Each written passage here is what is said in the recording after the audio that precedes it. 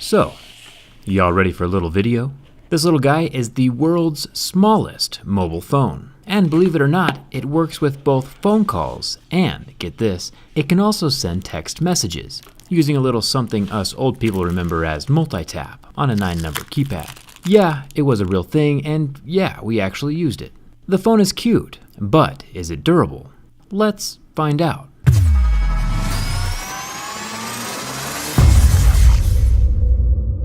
This minuscule cellular device is from a company called Zanco, and as we know, any name that starts with Z is a good name.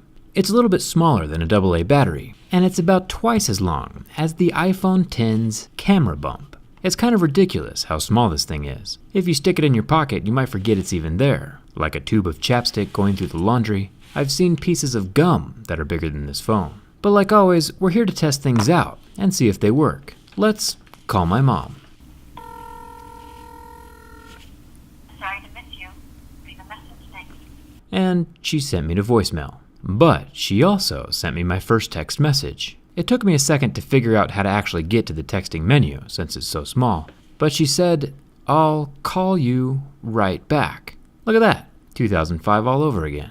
Well, we'll cross our fingers that she actually remembers and calls back, because phones don't always survive all the way through my videos. Like always, we'll start with the scratch test. Normally we have a lot more screen real estate to work with, but it's okay. I can write as small as I need to on this phone for ants. For reference, plastic scratches at a level 3, glass scratches at a 6, and sapphire would be an 8 or a 9. But judging by the marks we get at the level 3 and deeper grooves at a level 4, this 0.4-inch screen is made from plastic. The buttons do speak to you, which is interesting. 2, 2, 2, 5, 5, 5, 9, 9. Makes it nice that you can leave your magnifying glass at home when you're out and about. 9, 9. The buttons are made from plastic. Not a big deal since realistically, I don't think anyone's going to be texting novels on this thing. The sides are made from plastic. No volume buttons, but there is a rubber flap protecting the modern micro SIM card slot. I'm sure they would have also added a fingerprint scanner if the whole phone wasn't the size of a fingerprint. The bottom has a slightly outdated micro USB port. This is a lot like peeling a baby carrot, except for it's black instead of orange and probably doesn't taste very good. The top of the phone has no headphone jack, but I'll give it a pass since I'm pretty sure there is legitimately no room this time around. The phone is basically the size of a headphone jack as it is. There is a lanyard slot up at the top though, if you wanted to wear it as a necklace or earrings or something. My mom would be pretty mad if I got my ears pierced though, so I'll skip that one. Speaking of which, I got a text her back, so let's give this a try. Luckily, texting on a 9-pad is kind of like riding a bike, and you never really forget how. For the kids who aren't old enough to remember the good old days, let me explain how this worked. You press the key that contains the letter you want, and then keep pressing that same key until the letter you need cycles through. Then you can continue to the next letter and repeat the process. Yeah, it took me a minute and a half to write the words "call me," but times were simpler back in the day, and we were usually too busy to text people anyway, doing crazy things like going outside and stuff. Oh hey look, it's my mom. Hello?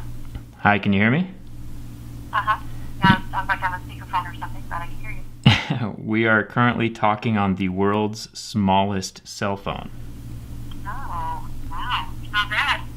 Yeah, there's a loudspeaker on the back and then a couple little microphones, and it's a little bit smaller than my thumb. And so this is the only way it can sound. Yeah, there's no there's no better way. How does it sound on your end? Sounds a lot like a speakerphone. All right, I think that should work. Okay, I will see you tomorrow. And there you have it. It sounds like a speakerphone on the other end, probably because speakerphone is the only option with this thing. And now for the burn test. This 0.4-inch 64 by 32 pixel display is protected by the outer layer of plastic, so we don't see any damage done to the actual inner screen. But the outer shell starts literally melting after about 11 seconds. It's a pretty hot mess of distorted plastic. I highly recommend not using a lighter on your cell phone. The thing gets lit. So I don't know if you've ever tried to break a Jolly Rancher in half, but the laws of physics have basically the same effect on this nub of a cell phone. There's not enough surface area to even grip. Even though it only weighs 13 grams, the little guy is as solid as a pebble. You know that little tiny pocket inside the bigger pocket of your jeans? I feel like this phone was literally made for that tiny pocket. On this channel, the phrase in-depth reviews is taken pretty literally. So let's dive a little deeper inside this minuscule device. With no visible screws, I knew the teardown would be pretty simple. I mean, how hard can it be to get inside an SD card-sized phone? Turns out it's the faceplate that comes off first, revealing a plastic outer layer and a rubberized keypad underneath it, just like we've seen in some of the older Nokia phones. I did forget the essential step of turning off the phone first. 2, 5, 4. There is no Lego connectors holding the screen in place. This is soldered directly onto the motherboard. I'll turn the phone off and then proceed to lift the motherboard out of the peanut-sized housing, being careful with the black and red wires dangling from the rest of the components. The little battery comes out with the whole contraption at the same time. The battery is a 190 mAh little guy, just 10 mAh smaller than the Apple Watch. Supposedly this is enough capacity to last 3 days on a single charge. On the back of the motherboard we have the micro SIM card tray, the bottom microphone, and the micro USB charging port, along with the 2G antennas. Not bad for a phone you might accidentally swallow during a phone call. How long do you think you would actually last using this phone? Yeah, it can text and make phone calls, and the keyboard lights up, but could you actually use it for any amount of time? Let me know in the comments. Hit that subscribe button if you haven't already. There's plenty more in-depth reviews coming your way. Thanks a ton for watching. I'll see you around.